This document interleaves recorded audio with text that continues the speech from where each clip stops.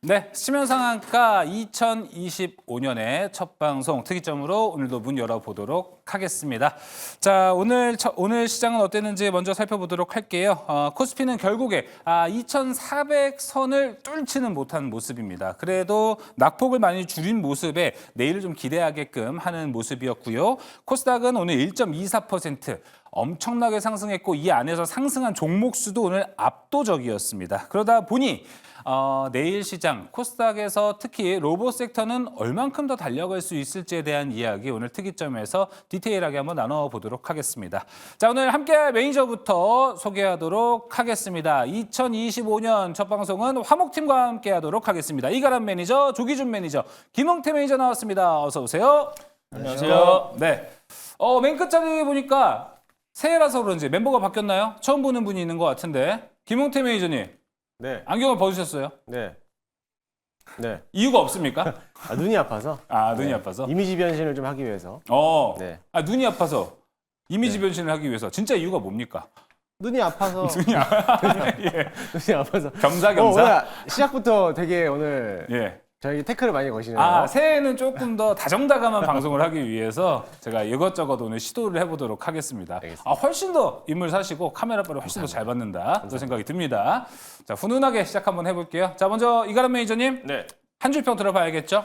오늘의 한주평은 좀 너무나 뻔했던 하루였다라고 말씀을 드리겠습니다. 제 개인적으로는 별로 안 좋아하는 이런 장세인데 왜 안 좋아하냐? 너무 좀 뻔했죠. 오늘 로봇주가 다 같이 올라갈 거다라는 거를 아마 지나가는 유치원생도 알았을 겁니다. 그럴 정도로 로봇주가 단체로 올라갔는데 제가 왜 이런 장은 별로 안 좋아하냐면 저 혼자 수익이 나야 되는데 아마 오늘 주식했던 모든 사람들이 다 같이 수익 났을 거라서 이런 장은 다 같이 수익 나는 날은 뭐 나 혼자 수익 나봤자 어차피 뭐 별로 티가 안 나기 때문에 예. 이런 장은 그냥 노잼이다. 결국 그냥 뻔했던 하루였는데 그럼에도 불구하고 오늘 로봇주를 지난주에 안 살았던 분들이라면 좀 약간 재미가 없던 하루였을 것 같고요.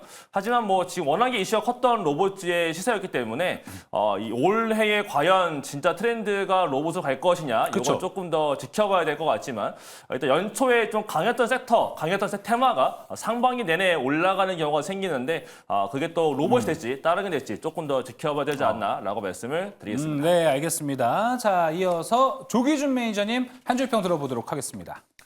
저는 올해 그 바이코리아 타이밍이다라고 했는데 최근에 이렇게 얘기하고 싶습니다. 미국 주식 팔고요. 테슬라, 엔비디아 파시고 환차익 실현하시고 코인 또 파시고 국내 주식을 사는 타이밍이다라는 생각을 하고 있고요. 예. 그만큼 저는 지금 현재 가장 좋은 타이밍, 그러니까 물론 지금 이제 정치적으로 최대로 불안한 시장이기도 하고 시기인데 왜 그래? 지금 현재 가장 우리 시장이 약세고 전세 글로벌하게 가장 많이 빠졌고 그런 상황에서 이제 새해가 시작을 했고 그 새해 시작에 맞춰서 한국 시장이 강하게 올라갈 자리가 아닌가라는 생각이 들고 네. 있기 때문에 현재가 바이코리아 타이밍이다라고 썼습니다. 알겠습니다. 이제 2025년은 바이 코리아 타이밍이다 강조를 해주셨습니다. 자, 이어서 김웅태 매니저님 한 줄 평 이제 듣기 전에 채팅한 창 하나 읽어보도록 하겠습니다. 바이오님께서 오프닝 보시고 쓰세요. 후후후 이렇게 올려주셨습니다. 아무래도 안경을 얘기하신 것 같습니다. 답변같이 같이 해주시고 한 줄 평도 들어보도록 하겠습니다.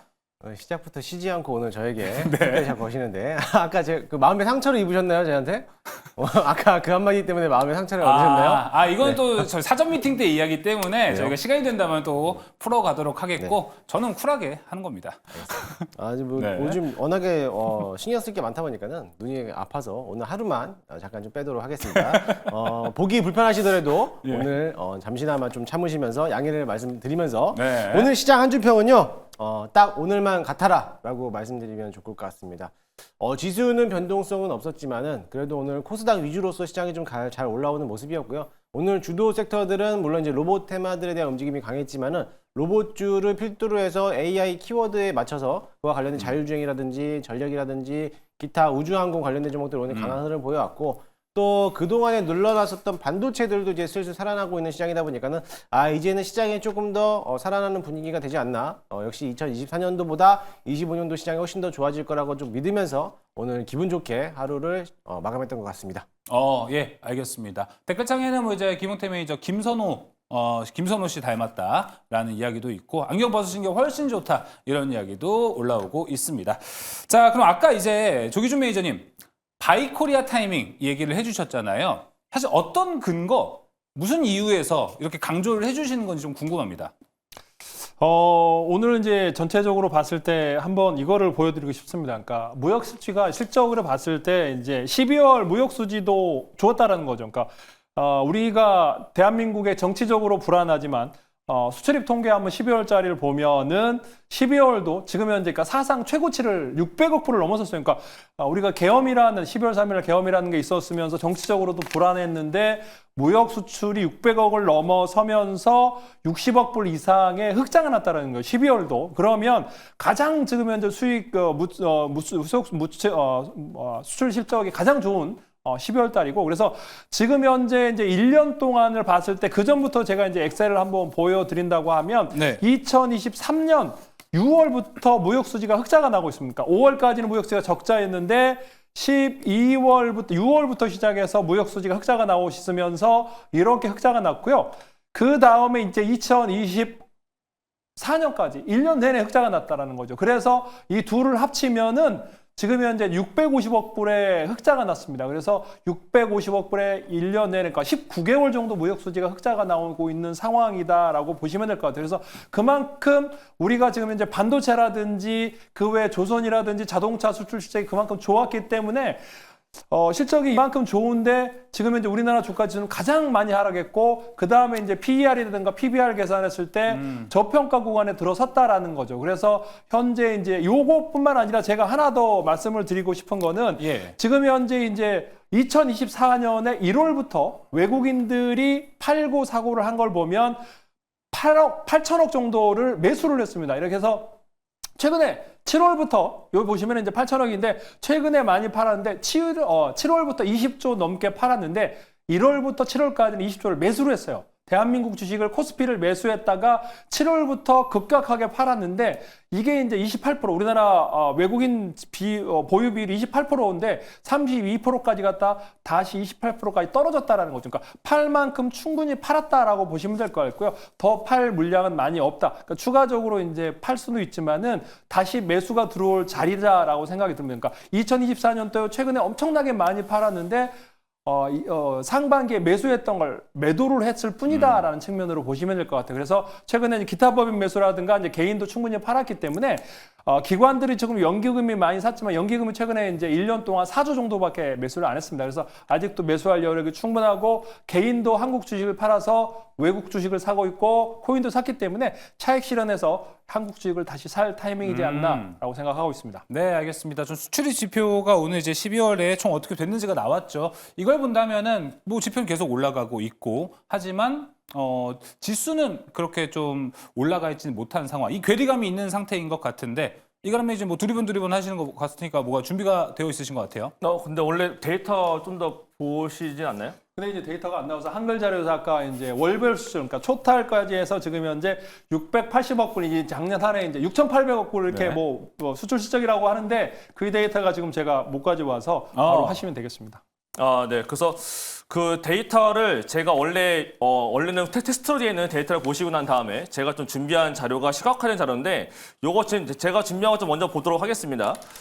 보시면 어떤 거냐면 보통 이제 월말, 월초 때 가장 많이 나타나는 것 중 하나가 전년 대비 봤을 때 수출액이 증가되었느냐를 가장 많이 보는데 이번에 보니까 12월 달 데이터가 서프라이즈하게 굉장히 많이 올라갔다라는 이슈가 나왔습니다. 하지만 이거는 반도체를 제외하고 나게 보게 되면 결국 저번 달에 날씨 영향으로 덜 나갔던 게 그게 더 들어가다 보니까 많이 올라갔다라는 이슈로 올라갔는데 제가 이거 왜 들고 나왔냐면 지금 장세는 제가 저번 달부터 계속 강조했던 거는 지수가 올라가기 어려울 거니까 박스 안에서 개별적인 장세 결국은 이슈와 테마 장세가 이어질 거라고 했었는데 오늘까지 더 그런 모습이 이어진 모습입니다. 근데 저 그림을 제가 어떻게 이해를 하는 거냐면 네. 결국은 지수를 대비하기 위해 지수가 올라갈 걸로 보게 되면 테마 종목들보다는 시가총액이 큰 대형주를 사서 비중을 태워서 먹는 장세가 오는 건데 지금은 아직은 아니다라고 판단하는 이유 중에 하나가 다 정확한 이 데이터입니다. 어떤 거냐면 첫 번째 빨간 색깔을 보시게 되면은 검은 색깔 아래로 파란 색깔 선이 뚫고 내려가거든요. 네. 요거가 이제 뭐냐면 전년 대비 봤을 때 수출 증감률이 마이너스로 떨어지는 구간인 겁니다. 근데 아래 색깔 주황 색깔이 코스피 지수의 모습인 건데 요 마이너스를 들어갔을 때가 20년 저번에도 지수가 저점이었거든요. 그렇다는 얘기는 마이너스에 들어갈 걸로 전망되고 있다 보니까 이거를 미리 다 선반영해서 지수에다가 반영시켰다 보니까 지수가 오히려 마이너스 들어갈 때가 저점이었다는 거고 그 다음에 고점 나왔을 때 보게 되면 수출이 다시 한번 저점을 찍고 돌아서는 시기가 오히려 지수가 고점이었거든요. 그렇다는 얘기는 지금 자리에서 코스피가 미리 내려왔는데 수출 데이터가 미리 내려오다가 말고 올라갔단 말이죠. 내려올 걸로 전망을 하고 다 반영시킨 거였는데 올라갔습니다.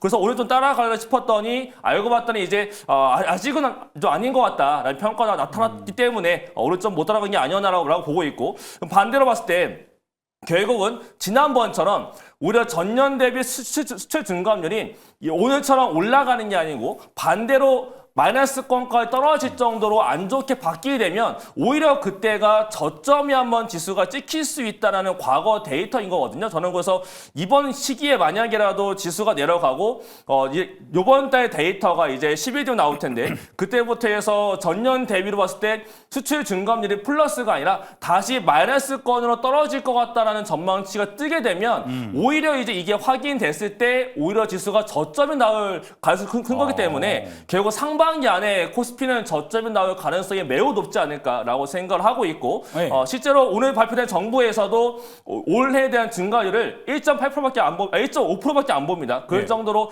수출 데이터가 굉장히 안 좋을 거다. 근데 그 얘기는 요 구간과 똑같은 거거든요. 그래서 아마 상반기에 저점을 찍고 상반기 안에 고점 향해서 올라가지 않을까라고 생각을 하고 있고 마지막으로 환율까지 보게 되면 환율도 지금 봤을 때 아래부터 계속 올라가고 있는데 이번에만 많이 올라가는 게 아니라 원래는 21년도부터 저점을 찍어놓고 지금 3년째 올라가고 있는 환율이거든요. 중간 보게 되면 요런 구간들이 굉장히 많이 올라갔는데 이때 보게 되면 환율을 고점 찍고 밀릴 때 지수가 이렇게 올라갔던 모습들이 있어요. 이때 보니까 제가 따져보니까 지금 19년도부터 작년까지 봤을 때 연속적으로 환율이 5개월 정도 올라가는 게 다 한 번이었었고 예. 4개월 상승이 2번 나왔었고 3개월 상승이 4번 나왔거든요. 근데 지금 저번 때까지가 3개월 상승이 나왔어요. 그러면 월간으로 봤을 때 결국은 환율이 올라가 봐야 이제 한 달, 2달 안에 환율 자체가 고점을 찍힐 수 있다. 그 얘기는 고점 찍고 내려갈 때 지수가 올라갔던 게 있으니 결국은 아까 수출 데이터와 환율을 봤을 때 결국은 조금 전에 드신 것처럼 바이코리아가 한두 달 안에 분명히 저점 찍고 올라갈 거니까 이때까지는 개별 종목 자세 보시되 지수가 턴하는 데이터 찍게 되면 이때는 무조건 지수 관련된 대형주가 올라갈 거니까 이런 때는 포지션을 좀 바꿔야 될 필요가 있을 거라서 그러한 데이터는 제가 자꾸 방송 나와서 네. 설명드릴 테니까 방송 꾸준히 잘 지켜보시면 좋을 것 같습니다. 저런 데이터 좀 근거로 보면은 지금 2025년 증권사에서는 경제 대전망을 하잖아요. 네. 대체로 상반기에 뭔가 반등세가 나오긴 하는데 1분기보다는 2분기에 더 가깝게 올라갈 거다라는 이야기를 하는데 그게 저거랑 좀 연관이 있어 보입니다. 근데 1분기보다 2분기에 올라갈 거라고 전망이 나타나게 되면 보통 미리 올라가기 때문에 저는 오히려 1분기 때부터 저점 찍고 올라갈 아하. 수 있지 않을까. 준비를 좀 빠르게. 네, 그렇게 보고 있어서 진짜 빠르면은 이제 이번 달 중순부터라도 네. 올라갈 수 있겠다라고 말씀을 드리겠습니다. 알겠습니다. 좀 그렇게 달려보고 싶기는 한데 김우태 매니저님 외국인은 오늘도 팔았습니다. 네. 새해부터 일단은 우리가 뭐 큰 기대는 하지 않아요. 사실 외국인들에게. 하지만 오늘도 팔다 보니까 와, 이 외국인들 올해도 계속 이럴라나? 라고 좀 생각이 듭니다. 좀 언제쯤 들어올까? 그리고 외국인 수급 동향은 언제까지 꼬여 있을까? 어떻게 좀 생각을 하십니까? 일단은 가장 중요한 거는 이제 정치적인 불안정한 리스크가 남아있다 보니까는 이제 아무래도 이제 고환율 때문에 외국인들이 좀 차익 실현 물량이 좀 나오는 모습인데요. 네, 그래도 좀 그나마 좀 다행인 거는 환율이 좀 떨어지고 있어요. 맞아요. 아무래도 이제 지금 이제 최권한대행으로서 인해서 이제 헌법재판관을 또 임명하는 거에 따라 가지고 어느 정도 정치적 불안정한 리스크는 해소되고 있는 분위기다 보니까는 아무래도 이제 환율도 지금 안정세를 좀 보이고 있고요. 또 연기금에 대한 이제 환차익도 매도체에서 나오고 있다 보니까는 아무래도 조만간에서도 달러가 좀 더 진정되지 않을까 그런 분위기를 보고 있고요. 오늘 외국인들이 매도했던 거는 결국에는 이제 정치적 리스크가 있다 보니까는 거기에 대한 불확실성 요인 때문에 나가는 거고, 사실 오늘 매도했던 자리를 보게 되면은 거의 대부분에 대해서는 대형주 위주로 좀 매도를 했는데 네, 맞아요. 그래도 그나마 좀 중소형주를 살아내면서 오히려 운송 장비라든지 기계라든지 또 운수 창고 같은 경우는 매수를 하고 있는 모습을 보였습니다. 그러면 어느 정도에 대해서는 시장 내에서 또 섹터별로 돌려가면서 매수하고 매도 포지션을 가지고 있기 때문에 크게 나갈 물량은 없을 거라고 보시면 될 것으로 보여지고요. 앞서 24년도에서 7월 달부터 지금까지 거의 한 5개월 동안 주주 내내 계속적으로 팔았기 때문에 이제는 외국인들이 어느 정도 저점에서는 매수할 수 있는 타이밍을 잡고 있지 않나라고 보고 있으니까는 네. 크게 신경 쓰지 않으셔도 될 것 같습니다. 네, 알겠습니다. 자, 외국인 수급 동향까지 한번 살펴보면서 오프닝 이야기 나눠봤습니다. 자, 이제 본격적으로 2025년의 첫 번째 특이점 확인해 보면서 시장 이야기 해보도록 하겠습니다. 첫 번째 특이점 열어주시죠. 자, 지난 12월 31일 레인보우 로보틱스는 최대 주주를 삼성전자로 변경을 수반하는 주식 양수도 계약을 체결했다고 공시를 올렸습니다. 자, 오늘 장에서 로봇주들의 엄청난 상승세의 촉매제가 됐습니다. 최근에 이제 엔비디아, 테슬라를 통해서 이미 시세를 내면서 이 로봇주의 시간을 기다리게끔 좀 했었는데요. 자, 여기에 레인보우 로보틱스가 이제 삼성전자의 자회사로 편입이 되면서 국내 로봇주 오늘처럼 더한 인기를 좀 끌어갈 수 있을지 많은 궁금증을 좀 자아냈습니다. 자, 먼저 조기준 매니저님. 일단은 삼성전자 입장에서는 이제 미래로봇 추진단을 신설하기도 했고 레인보우 로보틱스를 이제 자회사로 들이는 등 우리나라에서 로봇주들이 가장 좋아하는 환경들을 많이 조성시켜 놨습니다. 그러다 보니까 이제 진짜 2025년은 로봇주의 시대가 되나라고 좀 생각이 드는데 어떻게 보시나요? 일단은 뭐 저는 2025년이 일단 이제 삼성전자가 우리 장의 시작을 가장 화려하게 오늘 코스닥의 상승을 만들어줬던 게 이제 삼성전자가 레인보우 로보틱스 인수 이제 대주주로 등극을 하면서 시장을 이제 오픈을 했는데 저는 뭐 그 전부터 작년부터 이제 얘기를 하면서 2025년 로봇 시대가 열릴 거다라고 말씀을 드렸고, 근데 그 로봇이 이제 과거의 로봇 이제 2023년이라든지 그때 이제 올라왔을 때 로봇은 협동 로봇이라는 거죠. 그러니까 로봇도 여러 가지가 있는데 로봇이 협동 로봇이 있고 주행 로봇이 있고 그다음에 휴머노이드가 있거든요. 그 전에 휴머노이드라는 건 이제 사람처럼 걸어 다니는 로봇을 말하는 건데 과거에는 이제 부족했거든요. 사람처럼 걸어 다니더라도 넘어지거나 뒤뚱거리거나 뭔가를 붙잡고 있어야 되고 그러니까 줄을 매달거나 이래야 되는데 최근에 이제 그 보스턴 다이내믹스의 아틀라스라든지 그다음에 이제 테슬라의 옵티머스라든지 보면은 이제 산길, 비탈길을 걸어 다니기 시작하고요. 그러면서 아틀라스는 이제 뛰어다니면서 물건을 던지기까지 하면서 이제 하고 있는데 그 외에도 과거에 소니, 그 외에도 이제 글로벌하게 많은 나라에서도 기업에서도 지금 현재 이제 휴머노이드 로봇을 상용화하려고 노력을 하고 있다. 그러니까 그만큼 이제 AI가 딥러닝에 의해서 과거에는 이거를 시연 못했는데 딥러닝을 통해서 이제 사람의 움직임을 파악을 하면서 이제 센서들이 이제 그만큼 발달이 하면서 우리 시장에 이제 그 올해 2025년에 가장 빠르게 그러니까 뭐 백점프도 하고 덤블링도 하고 그러면서 이제 하는데 저는 이제 이게 휴머노이드 시장이 열리는데 많은 사람들이 이제 오늘 감속기가 올라가는데 감속기는 협동 로봇으로 해서 관절처럼 이렇게 동글동글 돌아가면서 움직이는 건데 휴머노이드는 지금 현재 이제 감속기보다는 이제 관절에서 보면 사람의 근육처럼 유압기를 통해서 움직이고 뭐 이런 게 더 많다고 보셔도 될 것 같고요. 물론 이제 옵티머스는 이제 뭐 관절이 더 많이 필요하겠지만은 그 외에 이제 많은 아틀라스라는 보면은 이제 유압기라든지 사람 근육처럼 움직이고 또 센서가 그만큼 커진다라는 거죠. 그러니까 우리 사람이 오감이 있듯이 아마 로봇은 그만큼 더 많은 센서가 필요할 거라는 거. 넘어지지 않기 위해서 그다음 평지라든가 지형 지물이라든가 물건을 잡을 때 이걸 얼마나 잡아야 될지 손의 감각도부터 시작해서 오감을 작용하려면 그만큼 많은 감각에 필요한 센서들이 필요하기 때문에 저는 휴머노이드발 센서 시장이 열릴 거고 그 관련 주들은 아직 시작도 안 했다라는 측면에서 로봇주를 바라보고 있습니다.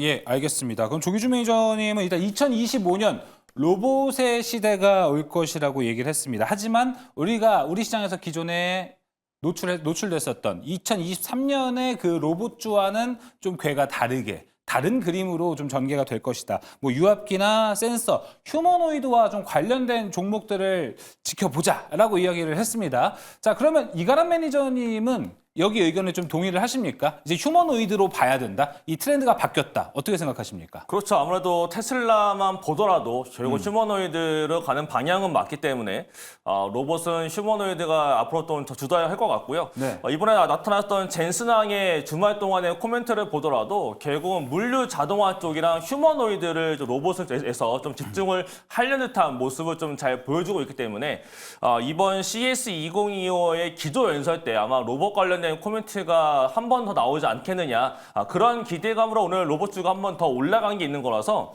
결국 로봇주는 레인보우에 대한 재료가 굉장히 컸지만 예. 그거 전에 이미 저번 주에도 이제 조선 관련된 로봇 관련 맞아요.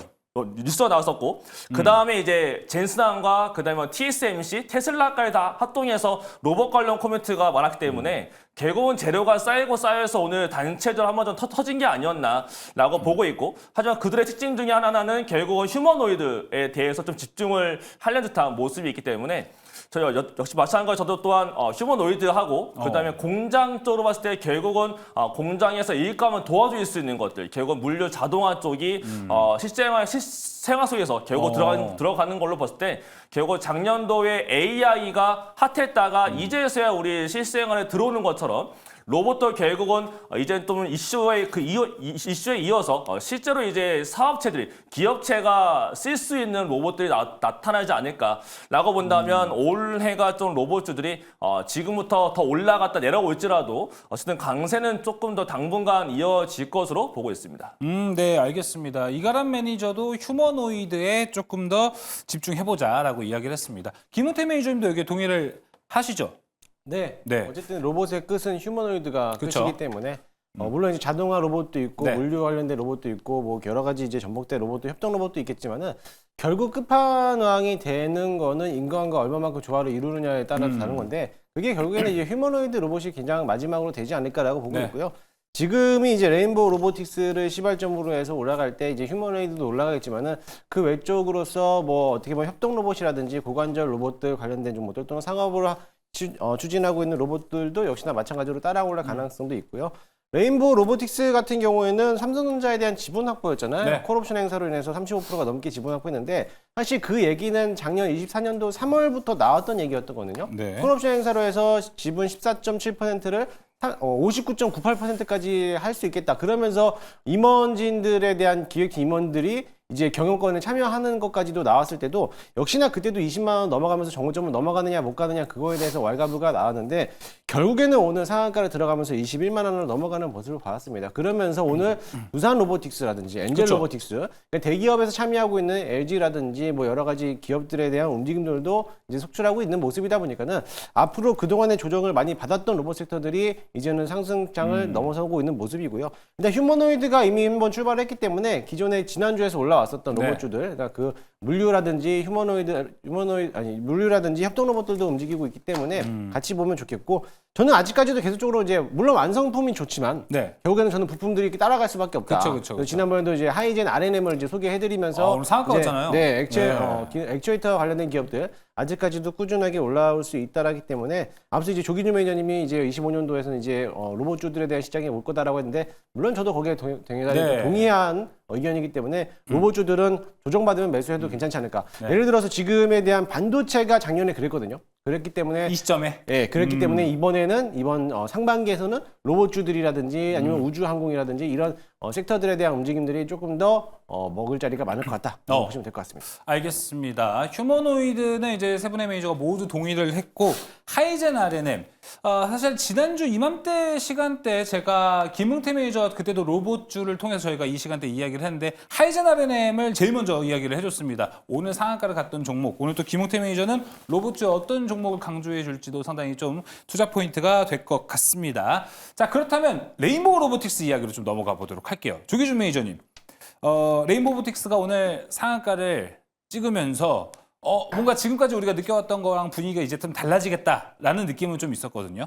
그런데 좀 레인보우 로보틱스만 움직였으면 상관이 없는데 오늘 25% 넘은 종목들이 8개가 넘어갑니다. 로봇 안에서만.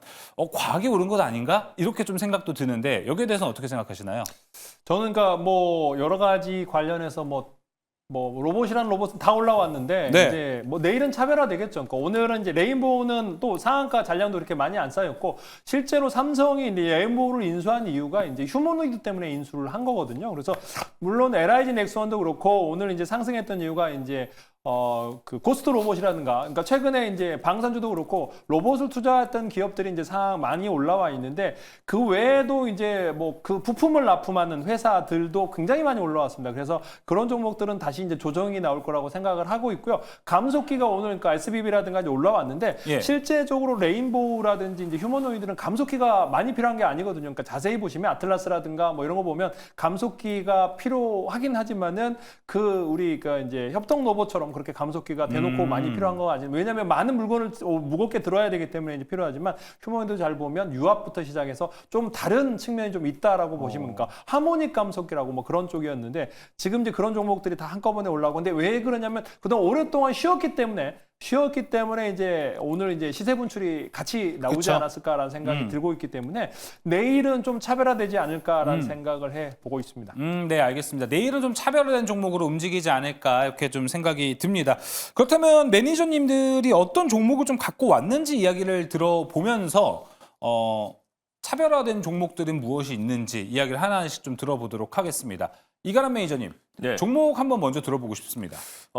제가 오늘 설명드릴 종목은 두 가지가 있는데요. 네. 아마 좀 생소하실 수는 있습니다. 어디죠? 첫 번째가 RS 오토메이션이라는 종목인데 이 종목은 그러니까 지금의 이슈는 결국은 뭐 오늘은 삼성전자와 관련된 거, 현대와 관련된 거, 뭐 두산과 관련된 거, 결국은 대형 국내 대기업들과 관련된 종목들이 많이 좀 이슈 부과받은 것 같은데 제가 봤을 때 지금의 사실 가장 큰 이슈는 결국은 엔비디아거든요. 엔비디아가 지금 AI에 투자에 이어서 로봇도 투자를 많이 하고 있다는 게 또 올라와줬는데 이번에 엔비디아가 CS2025에 가서 이번에 로봇 관련돼서 좀 기존 연서 때 관련된 컴퓨터 나오지 않겠느냐라고 알려지고 있는데 그 엔비디아 관련해서 국내에서 보일 수 있는 종목 중에 거의 유일한 종목이 RS 오토메이션이거든요. 그 이유가 뭐냐면 이 RS 오토메이션이 지금 함께 하고 있는 기업 중에 하나가 미국의 로크웰이라는 기업이 있습니다. 그 로크웰이라는 기업한테 지금 모션 제어기를 납품하고 있는 걸로 알려지고 있는데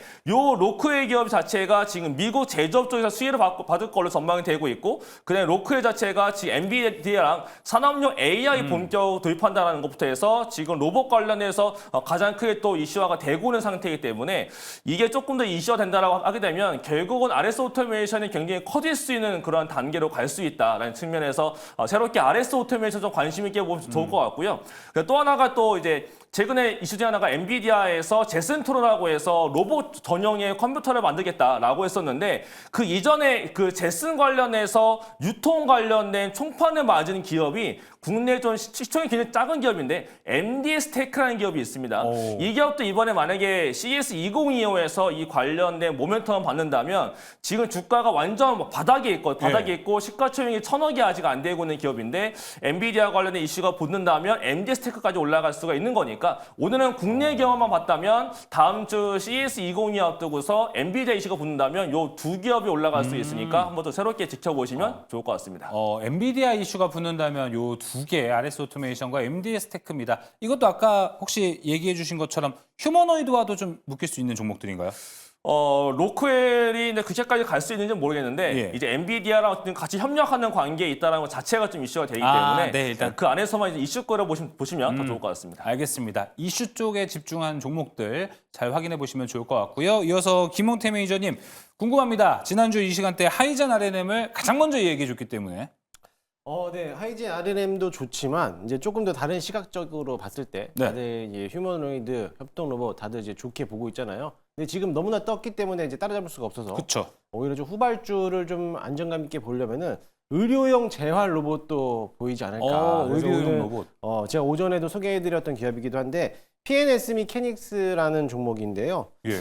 PNS 미케닉스도 재활용 로봇 관련된 워크 로봇이라고 해서 이제 고관절이라든지 이제 척추라든지 환자가 했을 때 걷기 운동을 해주는 보조용 로봇 시스템이라고 보시면 될 것 같아요. 그래서 착용하고 나서부터 이제 걷는 연습을 시켜주는가 훈련을 하는 건데 이게 단순하게 재활 쪽으로만 바라보는 것도 있겠지만은 이 재활을 그냥 단순하게 하면은 재미가 또 없어요. 그렇기 네. 때문에 이제 VR이라든지 AR을 착용을 하고 게임 형식으로서 이제 같이 이제 뭐 어떻게 걷는 속도라든지 걷는 이제 습관이라든지 어떻게 보면 높은 자리랑 내려가는 오르막길과 내리막길을 같이 이제 병행하면서 할 수 있는 기술력인데 이게 아마 의료기기 쪽으로 같은 사업으로 또 영위하고 있다 보니까는 아무래도 이제 로봇하고 고관절과 또 이번에 같이 휴머노이드가 했기 때문에 그와 관련된 기술력들을 전폭적으로 하고 있던 기업인데 국내에서도 아마 유일하게 또 하고 있는 기업이지 않을까. 이렇게 재활 쪽으로 봤을 때 PNSB 케믹스라는데 이게 공모가가 22,000원이에요. 근데 지금 자리가 11,000원밖에 되지 않기 많이 때문에 떨어졌네요. 예. 거의 절반 정도 이제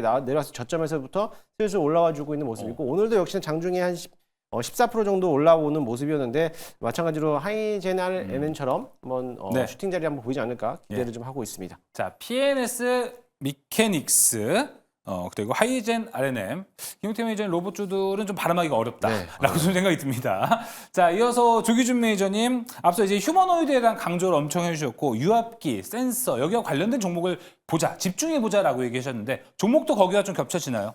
일단 뭐 그것도 휴머노이드를 집중하고 있지만 이제 협동 로봇의 1위인 두산 로보틱스도 한번 살펴봐야 되지 않을까. 이제 이게 두산 로보틱스가 하락했던 이유가 두산 밥캣과 인수합병을 추진했는데 그게 이제 안 되면서 쭉 하락했거든요. 그래서 5만 원대까지 빠졌다가 다시 이제 제자리를 찾아왔다라고 보시면 될 것 같아요. 그래서 현재 가치에 보면은 이제 두산 밥캣 인수권이 앞으로도 계속 추진할 가능성이 높아 보이기 때문에 현재 협동 로봇 우리나라 1위인 두산 로보틱스도 살펴보시면 좋을 것 같고요.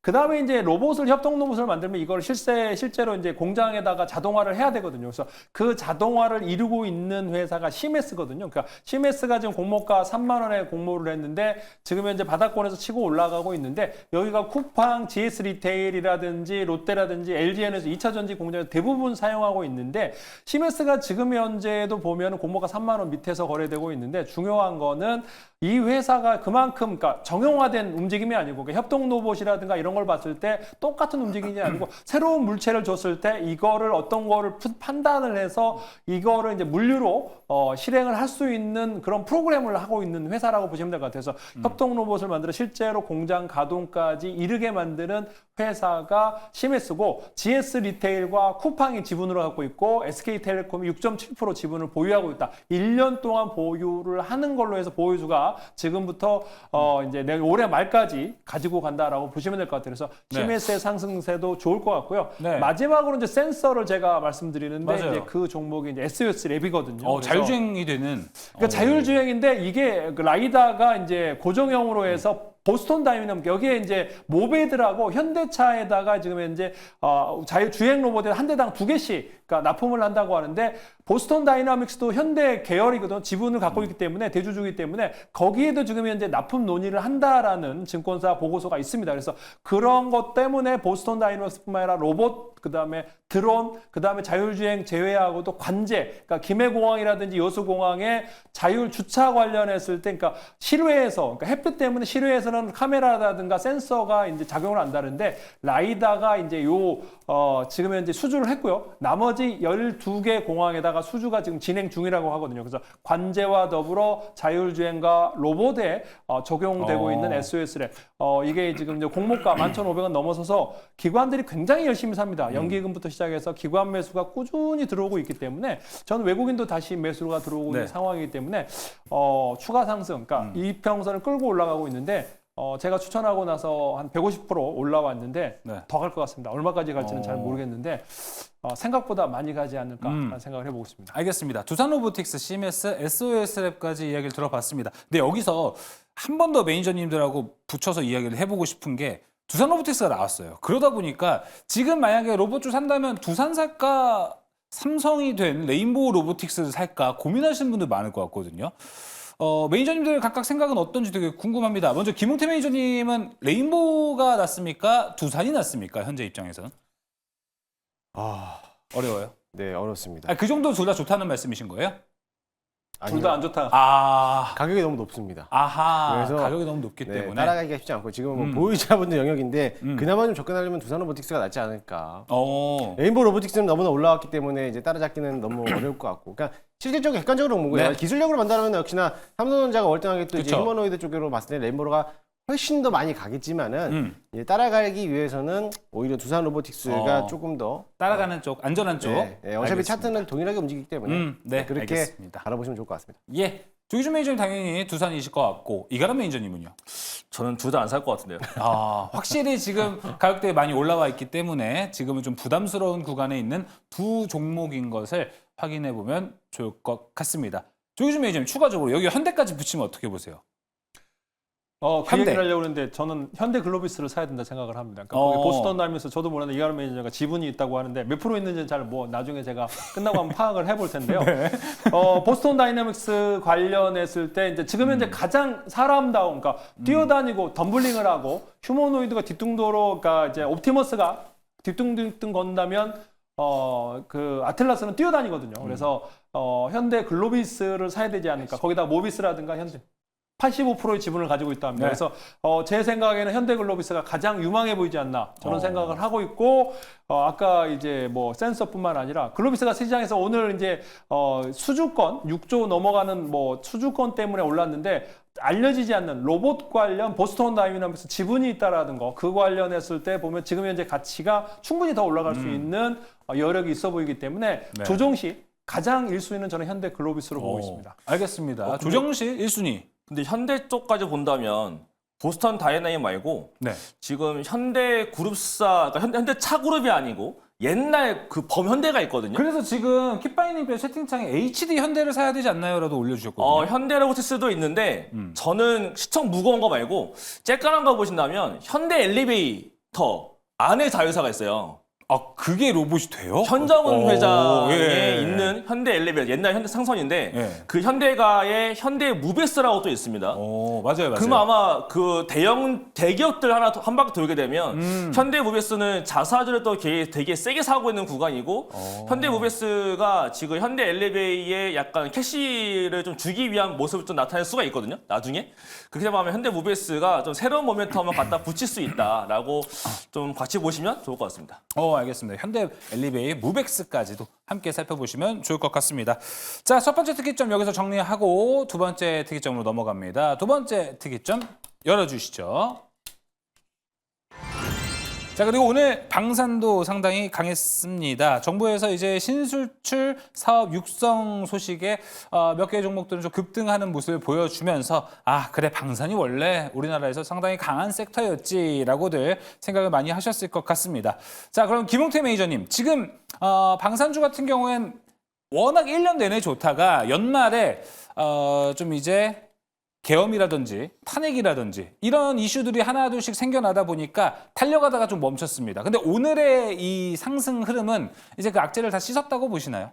아닙니다. 악재는 여전히 남아있고 현존하고 잔존하고 있기 때문에 오늘 방산이 올라왔던 이유는 방산에 대한 소식이 없었는데 왜 올라왔을까 이제 고민이 많으신 분들은 네. 결국에는 이제 이번 2025년도 1월 11일 날 예정되어 있는 스페이스X에 대한 7차 발사가 예정되어 있기 때문에 오늘 우주항공이 같이 올라왔어요. 맞아요. 그래서 우주항공 사업을 하고 있는 LIG 넥스원이라든지 아니면은 오늘 HVM이라든지 아니면 루미르 이런 종목들, 루미르, YC 뭐 이런 종목들이 오늘 방산하고 연계되어 있거나 또는 우주항공 사업을 또 연계되어 있던 기업들이 오늘 올라왔기 때문에, 그래서 먼저 이제 우주항공 사업을 뛰어들고 있고 이번에 작년도 실적에 대한 수출 데이터가 잘 나왔던 기업이 오늘 같이 올라오지 않았나라고 보고 있고요. 사실 방산으로 보기에는 결과적으로는 이제 현대로템이라든지 LIG 넥스원 그쵸. 이런 섹터들이 있겠는데, 사실 지난해 지난해 수출 규모가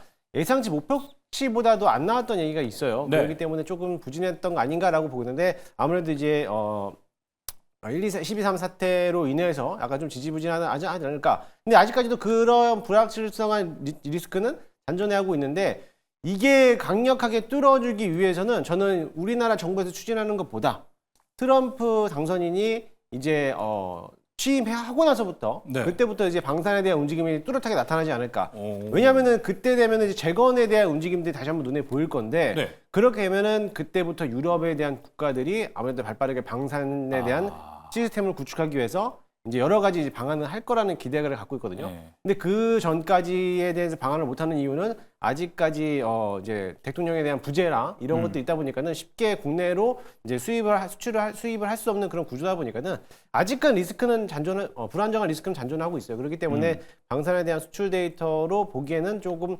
어려웠던 그런 해석이지 않았나라고 보고 오히려 로봇이라든지 우주항공이 같이 경사로서 올리는 지금 모습이다. 그래서 방산주 특히나 LIG 렉선이 오늘 강력하게 올라왔던 거는 우주항공 분야가 앞으로 일정이 얼마 남지 않았기 때문에 이번에는 로봇 섹터들이 강했지만은 아마 차주에는 우주항공이 또 한번 올라가지 않을까 기대를 좀 하고 있습니다. 알겠습니다. 그럼 오늘 사실 이 방산 섹터가 되게 강했던 이유를 보면은 방산 안에도 로봇이 묶여있는 종목들이 또 있고 그 안에서 또 우주항공들이 있는데 오늘은 우주항공과 로봇이 방산을 좀 거들어 올렸다 이렇게 좀 해석을 해볼 수 있을 것 같습니다. 그래서 다음 주에는 좀 우주항공 쪽을 집중해 보자라고 이야기해 주셨고 오히려 트럼프 취임 이후에 오리지널 방산들 그때 한번 같이 보자라고 이야기를 했습니다. 자 그렇다면은 조기준 매니저님 올해도 방산은 굳건하게 올라갈 거라고 보시나요? 방산은 어차피 트럼프 관련했을 때 이제 뭐 나토 뭐 지분의 GDP의 뭐 2% 이상 뭐 투자를 그러니까 방위비에 써라고 하고 있고 그래서 지금 그러니까 실적이 잘 나왔고 올해 이제 2024년 실적이 이제 올해 3월 달에 이제 나올 텐데 네. 아마 실적 서프라이즈도 있을 것 같고요. 추가 수준 그러니까 평화는 강력한 방위력으로 인해서 유지되기 때문에 지금 전쟁이 끝났다고 그래서 뭐 방산 뭐 수요가 없지 않을 거라는 생각이 듭니다. 그래서 최근에 이제 우리나라의 방위 관련했을 때 보면은 이제 그러니까 전체적으로 요번에 전쟁의 양상이 달라졌고 그래서 드론과 그다음에 이제 그러니까 그쵸. 드론과 더불어 이제 지대공 지대지 그 미사일 같은 것들 그다음에 이제 뭐 미사일을 격추하는 것들부터 시작해서 이제 그런 방공망이 그만큼 중요해졌다라고 보시면 될 것 같아요. 그와 방공망과 드론 관련 쪽은 제 생각에는 앞으로도 계속적으로 추가 수주가 나올 것 같고 그래서 그런 쪽의 방산 관련주는 계속적으로 주목해 볼 필요가 있지 않을까라는 생각을 해보고 있습니다. 네, 알겠습니다. 자, 그러면 이가람 매니저님 지금 방산을 볼 때는 우리가 종전만이 방산의 리스크다라고 이야기를 했습니다. 하지만 오히려 종전 이후에는 아까 김웅태 매니저 이야기를 들어본다면 유럽에서는 국경을 좀 지키기 위해 이제 방산에 대해서 좀 우리나라 것을 좀 수입하려는 움직임이 나타날 수 있다라고 이야기했는데 방산주의 리스크는 현재 있다고 보십니까? 리스크라고 한다면 작년까지 너무나 많이 올라왔다라는 거. 그러니까 주가전 측면에서 위치가 높다라는 거거든요. 그러니까 추가적으로 과연 올해에도 작년에 올랐던 것만큼 과연 더 올라갈 수 있겠느냐에 대해서는 다들 물음표가 좀 생길 거기 때문에 올라갈 때마다 아무래도 좀 차익 실현에 대한 매물대가 있을 거라는 거죠. 저는 그래서 방산 종목들은 올라갈 때 사기보다는 살 거라면 좀 밀릴 때 약간 좀 움직임이 없을 때 사야 좋지 않을까 싶고 왜냐면 지금 작년만큼의 퍼포먼스를 기대하는 것 자체가 사실 오늘 좀 많이 그러한 종목들이 많이 올라간 건 맞는데 아마 올해는 좀 새로운 종목들이 더 올라갈 가능성이 크다라는 거 결국은 오늘은 큰 재료가 로봇주 이외엔 사실 없었기 때문에 다 같이 올라갔지만 아마 시장에서 새로운 섹터와 새로운 모멘텀이 있는 종목이 나타나게 되면 방산이나 이런 종목들을 먼저 팔 수가 있다라는 리스크 정도? 저는 그래서 큰 리스크라고 한다면 차익 실현 정도가 제일 큰 리스크가 될 것 같고요.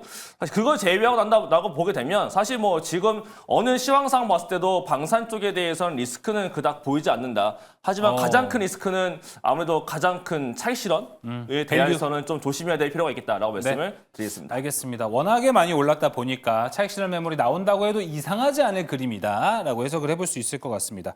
그러면 김웅태 매니저님, 우리가 앞으로 방산을 볼 때는 조금 더 밸류를 더 잘 받을 수 있는 종목을 잘 골라야겠다라고 생각이 들거든요. 그러다 보니까 방산 안에도 우주항공이 묻어있는 방산이 있고 로봇이 묻어있는 방산도 있습니다. 이런 애들을 좀 골라가는 게 좋을까요? 방산은 방산으로만 봐야 됩니다. 네, 우주항공도 몇 개 있지만 방산을 방산으로 봐야 되는 게 뭐냐면 이번 올해 그러니까 작년이죠. 24년도에 굉장히 많이 수출 데이터가 나왔던 이유는 뭐냐면 우크라이나에 대한 재건에 대한 이슈도 있었지만은 23년도에 아마 최대 규모로 화력 시범이 있었어요. 연합 화력 시범이 있었기 때문에 그때 참가했던 참가했던 나라들이 대부분 24년도에 국내에 다시 방한하면서 그런 모습을 보고 수입을 해갔던 그런 모습인데 아마 방산에 대해서도 거의 매년 이제 연합 화력 시범을 계속적으로 주최하고 있는데 아마 올해는 작년에 했기 때문에 올해는 이제 건너뛸 수도 있겠지만은 만약에 이런 연합사에서 운영하고 있는 한미 훈련이라든지 협동 훈련이라든지 이런 걸 했을 때 이런 공군 자산과 또 육군 자산들을 이용해서 화력 시범을 거의 선보이게 새로운 무기로 선보인다라고 하면은 그때 또 다시 한번 이제 시장에서 부각되지 않을까. 그때를 좀 지켜보는 거 나올 보이고 지금도 마찬가지로 작년도에 현대로템이 K2 전차라든지 그쵸. K9 자주폰에 대한 이제 수출이 계속 많았기 때문에 지금 제조하기 바빠요. 그렇기 때문에 지금 당장에서는 방산을 건드리는 것보다는 조금 더 여유 있을 때 조정을 받을 때 그때 매수해도 충분하게 수익을 나올 수 있을 거라 보여지고 있고요. 뭐 네. 기존에 보유하고 계신 분들이라면은 굳이 매도할 필요는 없을 것 같습니다. 네, 알겠습니다. 자, 일단은 그래도 방산, 뭐 여러 가지 모멘텀들이 많지만 그래도 방산은 방산으로 봐야 된다라고 이야기했습니다. 조기준 매니저님이나 이가람 매니저님 동의하십니까? 동의하시면 바로 넘어가도록 하겠습니다. 네, 네. 동의합니다. 알겠습니다. 자, 그럼 조기준 매니저님부터 방산 안에 종목 바로 들어가 보도록 하겠습니다. 저는 이제 그 중에 가장 말씀드리겠다시피 아까 지대지 미사일, 뭐 지대공 미사일, 유도 무기를 하고 있는 청궁, 비공, 해공, 그 다음에 뭐 천궁까지 하고 있는 종목이 이제 관련해서 보면 LIG 넥소원이거든요. 그래서 지금 현재 뭐 거의 3천억대 영업이익이 나오고 있고 시총이 이제 5조인데 이제 물론 한국 항공우주랑 이제 시총이 비슷해졌습니다. 그런데 그만큼 이제 최근에 우크라이나에서 왔을 때 LIG 넥소원의 천궁을 달라. 네. 그러니까 돈을 이제 무상이 아니면 사겠다. 라고 했던 이유가 그만큼 필요하다라는 거죠. 그만큼 방위 체계가 중요하기 때문에 그와 관련된 LIG 넥스원은 다시 이제 27만 원이 전고점인데 뚫을 가능성이 높지 않나라는 측면으로 보시면 될 것 같고요. 그 다음에 하나 더 본다면 최근에 제가 이제 엊그제 수익률 게임에 가지고 나왔던 MNC 솔루션, 네, MNC. 이제 새로운 종목인데 이게 이제 시장에서 잘 안 알려져 있는데 천궁 비궁뿐만 아니라 뭐 K9 자주포든 그러니까 모든 거에서 유도 무기, 그러니까 유압 시스템을 납품하고 있고 우주 항공에서도 그러니까 유압 관련해서 제품이 이제 납품을 하고 있고 실적이 뒷받침되기 때문에 이게 공모가 65,000원인데 지금 밑에서 지금 거래되고 있거든요. 그래서 오늘 이제 밑에서 이제 바닥권에서 올라오기 시작하는데 이 종목은 지금도 투자적으로 매력적으로 괜찮다라고 보시면 좋을 것 같습니다. 예, LIG 넥스원과 MNC 솔루션, 심지어 또 LIG 넥스원 로봇 모멘텀까지 묶여 있다는 것도 확인해 보시면 좋을 것 같습니다. 이어서 이가람 매니저님.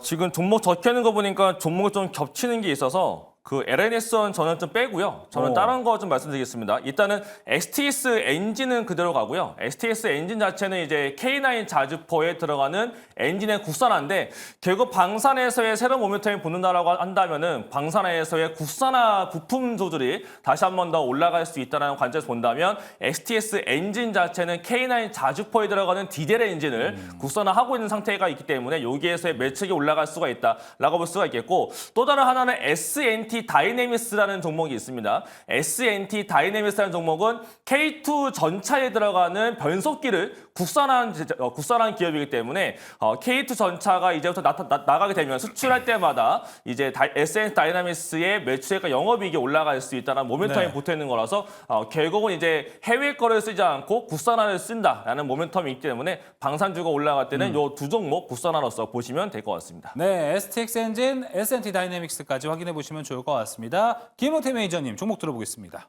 저도 LIG 넥슨을 가져왔는데 그 종목을 제외하고 HVM이라는 기업을 좀 가지고 왔습니다. 그렇죠. 다들 알고 계실 워낙 겁니다. 좋죠. 그래서 네, 아마 방산하고 연계되고 있고 과거에 이제 항공 분야 쪽에다가 이제 한국 항공우주 산업에서 이제 등재되고 있는 기술력들을 가지고 있는 이런 티타늄 합금이라는 제품이 또 등록이 되었기 때문에 그게 이제 항공 엔진에다가도 사용하겠지만은 우주 항공에다가도 같이 들어가고 있는 제품이다 보니까는 앞으로 우주 항공과 방산을 같이 봤을 때 HVM이 올라오지 않을까. HVM도 이제 조정받고 나서부터 이제 줄곧 상승을 타고 있기 때문에 아마 3만 원은 가볍게 넘어가지 않을까라고 보고 있습니다. 알겠습니다. HVM까지 이야기 들어봤습니다. 자, 이어서 두 번째 특이점 마무리하고요. 세 번째 특이점으로 넘어갑니다. 세 번째 특이점 열어주시죠. 자, 수출 이야기를 계속 올해도 할 것 같습니다. 화장품 수출 100억 달러 돌파, 역대 최대 수출을 달성한 국내 K-뷰티입니다. 자, 올해도 괜찮을지 일단 뭐 여러 가지 소식이 있었습니다. 화장품 가격이 올해부터 몇몇 브랜드들은 좀 인상을 했다. 그리고 현재 환율의 수혜를 톡톡히 보고 있다. 다양한 이슈들이 나오고 있는데, 자, 화장품들은 이제 작년에 워낙에 이가람 매니저님 주가 상승세가 좋았습니다. 네. 근데 올해 전반적으로 봤을 때 경제 성장률도 오늘 좀 여러 가지로 좀 떨어지는 비관론적인 이야기도 많이 나왔잖아요. 근데 이럴 때는 잘 파는 기업들이 더 잘 가지 않을까 이렇게 생각이 들어서 올해도 사실 화장품 섹터 좀 많이 기대가 되거든요. 사실 이제 미국발 리스크 때문에라도 KIP를 가지고 있는 기업들, 뭐 게임즈가 될 수도 있고 아니면 우리나라 고유의 브랜드를 갖고 있는 거, 판매가 잘 되고 있는 화장품 또한 약간 수위가 되지 않겠느냐라는 코멘트가 많았던 것 같은데 네. 오늘 뭐 VT도 많이 올라갔고 실리콘스도 많이 올라가는 모습이 좀 있었습니다. 결국 미국 창에서의 제품 판매가 잘 되고 있는 기업들은 올라갔지만 중국발 때문에 중국 향으로서 뭔가 좀 매출이 잘 안 나오는 기업들은 오늘 반대로 내려갔던 뭔가 맞아요. 화장품 안에서는 좀 엇갈렸던 모습이 있는 건데 여전히 화장품 쪽은 중국 쪽은 별로 안 좋고 미국 향만 봐야 된다라는 컨셉은 잡혀져 있는 것 같습니다. 그런데 이제 화장품 같은 경우도 마찬가지로 작년까지 거의 2년 동안 많이 올라왔거든요. 많이 올라온 상태라서 과연 여기서 더 올라갈 수 있겠느냐는 이것도 약간 물음표가 생기는 부분이기 때문에 더욱더 이제 종목에 대한 차별화가 많이 들어가고 있는 구간이지 않나라고 볼 수가 있는 거라서 네. 그리고 더군다나 또 올라가는 때의 모멘텀 중에 하나가 달러와 환율이 올라갔기 때문에 여기에서 결국 수혜 보는 게 수출 기업들 그중에서 화장품이지 않느냐라는 거였었는데 오늘 보니까 한국은행에서 말하기를 연기금에 환해지가 들어가기 때문에 이제 달러가 풀릴 그렇죠. 거다. 그래서 달러가 내려갈 수 있다라는 건데 그럴 경우에 또다시 그걸로 올라갔던 종목들은 내려갈 수가 있다라는 포인트가 생기는 거라서 화장품 종목들이 오늘 많이 올라간 건 맞고 앞으로도 더 좋아질 것이고 미국에서의 점유율도 많이 커질 거다라는 그런 좀 긍정적인 모멘텀은 있지만 수출 데이터가 아직은 그렇게까지 많이 또 개선되고 있는 상태는 아니다라고 보여지고 있어서 지금은 이제 조금 많이 올라온 만큼 좀 조심해야 되는 시기도 같이 생각을 해야 되지 않을까라고 말씀을 드리겠습니다. 조금 조심해야 되는 시기, 종목 차별화 장세가 나올 수도 있다라고 이야기 나왔습니다. 그럼 이가람 매니저님, 지금 달러 상승에 대한 수혜, 주가의 모습, 화장품주는 지금 그 수혜를 좀 톡톡히 보고 있다고 보십니까? 아니면 반영이 안 됐다고 보십니까?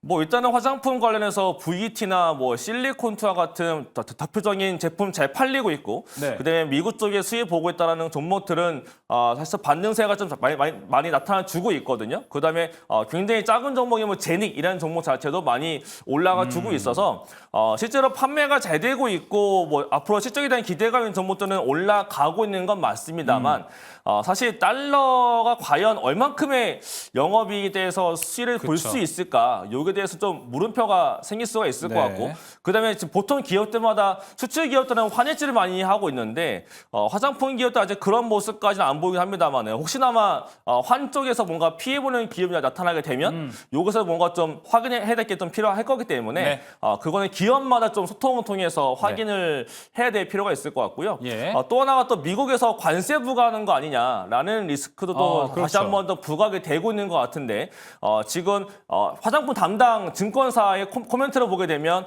사실 그렇게까지 큰 영향은 없을 거다라고 하지만 시장에서는 실제 영향보다는 우려감이 나타나게 됐을 경우에 차익이 나오는 경우가 많기 때문에 트럼프의 행정명령 앞두고서 다시 한번 이런 게 또 부과되는지까지 한번 체크를 같이 해보실 필요가 있지 않을까라고 말씀을 드리겠습니다. 네, 알겠습니다. 아까 이야기했던 거에 좀 종합을 한다 보면 이가람 매니저 그 방산주와 동일하게 작년부터 워낙에 좀 올라갔다 보니까 고가권에 있는 것들은 좀 조심을 해보자 화장품주들에 대해서 이야기를 했습니다.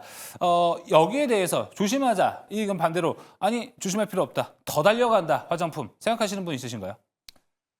뭐 제가 이제 아까 보여드렸던 자료를 이제 뭐 한번 봤습니다. 그러니까 간략하게 이제 다른 품목인데 이제 네. 소비재 품목 중에 이제 하나만 요거 보신다면 농수산식품과 화장품, 생활용품인 최근에 5년 동안의 수출입 실적을 이렇게 보시면 100억 불이 넘어섰습니까? 농식품이 이제 100억 불 넘어섰고 화장품이 이제 100억. 그러니까 근데 이게 상승보가 가장 큽니다. 그러니까 생활용품도 커졌는데 이제 물론 환율 효과일 수도 있습니다. 그런데 지금 이제 요 수치가 2021년 넘어서서 가장 높게 찍고 있다라고 보시면 될 것 같아요. 그러니까 화장품이 사상 첫 100억 달러 돌파라는 거는 그만큼 무역 수지가 K뷰티, K푸드, 그러니까 K푸드도 여기에 포함돼요. 물론 여기서 삼양식품도 포함될 거고요. 그래서 삼양식품의 상승세가 최근에 핫하게 올라오고 있는데 그만큼 화장품도 견조하게 올라오고 있다라고 보시면 될 것 같아요. 금액상으로 뭐 부족할 줄 모르지만 반도체나 자동차 이런 거에 비하지 못하지만 그만큼 시총에 비했을 때 판매도가 높다라고 보시면 좋을 것 같아요. 그래서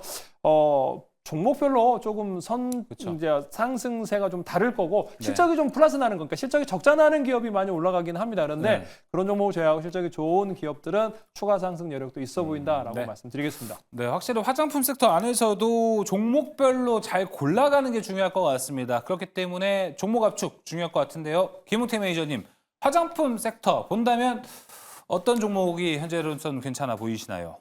일단은 뭐 다들 갖고 오셨을 거라 보는데 전 VT가 눈에 보이고요. VT는 뭐 지난주에도 얘기했기 때문에 VT가 아무래도 가장 올라오는데 저는 사실 화장품을 솔직하게 얘기해서 별로 안 담고 싶습니다. 이유는 간략하게 얘기했을 때 네. K뷰티라고 했는데 K뷰티는 지금에 와서 K뷰티가 아니잖아요.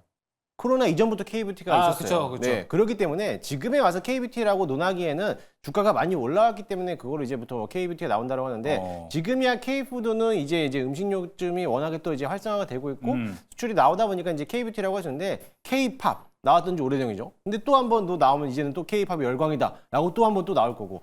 지금 화장품이 올라오니까는 이제 K뷰티가 또 이제 나온다라는 거는 이미 한번 했던 이제 섹터였기 때문에 계절성 요인이 굉장히 강한 섹터라고 보면 될 것 같아요. 그래서 중국에 대한 노동절이라든지 이런 연휴가 꼈을 때 그때 이제 아무래도 잘 팔렸던 게 면세품에 들어가고 있는 화장품이라고 보고 있는데 그때 이제 계절성 요인이 좀 짙은 색깔이다 보니까 그때 좀 접근하는 게 어떨까라고 보고 있고 만약에 이제 화장품이 이제 끝난다라면은 지난번에 우리 이가람 매니저님이 한번 해줬던 피부 미용 APR. 네, 그쪽으로 보는 것도 좋겠고요. 저는 그래서 클래시스 피부 미용 의료기기를 보고 있는데 지난 19년부터 지금까지 6년 동안 꾸준하게 매출액이 늘어나고 있고 영업이익도 꾸준하게 늘어나고 있는데 주가가 반응을 못하고 있어요. 그랬을 때 클래시스가 오히려 매출익이나 이런 거 봤을 때 피부 미용 쪽에서는 클래시스가 좀 더 선도에 올라가지 않을까 해서 오히려 화장품보다는 피부 미용 의료기기인 클래시스를 좀 더 보도록 하겠습니다. 네, 오히려 화장품보다는 피부 미용.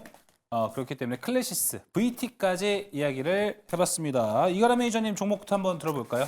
네, 저도 사실 지금 자리에서 화장품은 그닥 담고 싶진 않은데 그래도 그나마 좀 뭔가 본다라고 한다면 여전히 그냥 강세 종목 중에 하나고 사람들이 가장 좋아라 하는 VT와 실리콘투를 보시는 게 제일 좋을 것 같고요. 근데 저 또한 마찬가지 뷰는 똑같습니다. 저도 지금 화장품보다는 저도 피부 미용 쪽을 보시는 게 더 나을 것 같긴 한데 일단은 화장품 섹터에 대한 관련 코멘트인 거니까 이 안에서 보신다면 그냥 VT와 실리콘투만 보시면 될 것 같습니다. 알겠습니다. 그럼 조기준 매니저님은 어떠십니까? 앞서는 다 피부 미용에 대한 강조를 좀 해줬거든요. 뭐 피부 미용 저는 뭐 이제 원택도 좋게 보고 있고요. 그래서 그것도 보셔야 되지만 일단 화장품에서 이제 저는 실리콘2가 지금 현재 실적이 계속 높아가고 있는데 기대감이 높아서 지금 300억에서 400억씩 흑자 나 있고 스타일코리안닷컴이라는 풀필먼트 서비스를 하고 있는 회사인데 저는 충분히 조정을 받았기 때문에 추가 상승 나올 자리다. 기관들, 외인들 다시 매수 들어오고 있기 때문에 실리콘2가 다시 재장으로 물론 이제 VT라는 거를 저도 이제 써봤습니다. 사봤고요. 다이소 가서 한번 써봤는데 굉장히 까끌거리더라고요. 그런데 아직까지 제가 효과는 못 보고 있고 여러 번 한번 몇 달 써보겠습니다. 그래서 가격이 싸기 때문에 5,000원, 3,000원밖에 안 합니다. 그래서 VT도 이제 관심이 있는데 실리콘2 그 다음에 이제 한국콜마 이제 이쪽으로 해서 조정이 나오고 이제 반등자리니까 화장품주가 제일 좋은 게 실적이 뒷받침되면서도 조정 거치면서 바닥권에서 올라오고 있기 때문에 한국콜마도 보시면 좋을 것 같고요. 마지막으로 하나 더 본다면 마녀공장까지도 살펴보는 게 어떨까라는 생각이 듭니다. 한국콜마도 지금 현재 바닥권에서 이렇게 차트가 너무 있거든요. 마녀공장도 최근에 이제 실적에서 바닥권에서 이제 한 번씩 반등이 나올 자리이기 때문에 요 세 종목은 이제 한번 실적도 찾아보시면서 매매 단기 트레이딩 하시면 좋을 것 같습니다. 네, 실리콘투, 한국콜마, 마녀공장까지 이야기 들어보면서 세 번째 특이점도 모두 마무리해 보도록 하겠습니다. 자, 이 외에도 이제 새해 2025년 나는 어떤 전략을 좀 잡아가야 될까? 많은 분들 궁금해하실 것 같습니다. 이제 매니저들과 함께 더 깊은 인사이트 이야기 어디서 나누어 볼 수 있을지 이가람 매니저님 먼저 안내해 주시죠. 네, 오늘도 공개 방송을 진행하고요. 제가 그동안 관심 있게 보고 있는 종목들이 굉장히 잘 올라갔는데 제가 또 내일 공략해야 될 종목에 대해서 한번 설명을 드리겠습니다. 네, 알겠습니다. 이가람 매니저 무료 방송 가셔서 좋은 정보 많이 얻어가셨으면 좋겠습니다. 이어서 조기준 매니저님. 저도 네 10시 10분에 유튜브 조기준 검색하고 들어오시면 뭐 로봇과 그다음에 이제 의료 AI뿐만 아니라 의료 관련 바이오 관련 종목들 제약 바이오 관련해 설명드릴 테니까 10시 10분에 조기준 검색하고 들어오시면 되겠습니다. 네, 조기준 매니저의 바로 밑에 트로피가 보이실 겁니다. 12월 수익률 대결 우승자 조기준 매니저의 무료 방송 가셔서 1위가 될 수 있는 정보들 많이 얻어가시면 좋을 것 같습니다. 자, 이어서 김웅태 매니저님 채팅 몇 개 하나만 읽고 바로 무료 방송 안내해 주시면 좋을 것 같습니다. 아까 먹이금지님께서 김웅태 매니저님 안경 벗으시니까 강성호 아나운서보다 동생 같아요. 이렇게 올려주셨습니다. 오늘 새해다 보니까 덕담들이 상당히 많이 나오고 있네요. 감사합니다. 네, 우리 시청하시는 모든 분들 건강하시고 새해 복 많이 받으시기 바라겠습니다. 네 무료 방송 안내해 주시죠. 네, 저도 방송 이후에 저녁 10시에 유튜브를 통해서 무료 방송 진행하는데요. 오늘 로봇주들을 못 잡으신 분들 안타까워하지 마시고 그 네. 다음 후속주들이 또 기다리고 있습니다. 네. 지금부터 모아가도 충분히 로봇주만큼 강하게 올라갈 섹터들을 오늘 공개해드리도록 할 테니까는 잠시 후 10시에 유튜브 김웅태를 검색하셔서 많이들 네. 들어오시기 바라겠습니다. 예, 화목팀의 비주얼 잘생긴 만큼 종목도 잘 골라내는 김웅태 매니저의 무료 방송에서 좋은 정보 얻어가셨으면 좋겠습니다. 자, 특이점 여기서 마무리하도록 하겠습니다. 이어서 특별한 탑5로 이어집니다.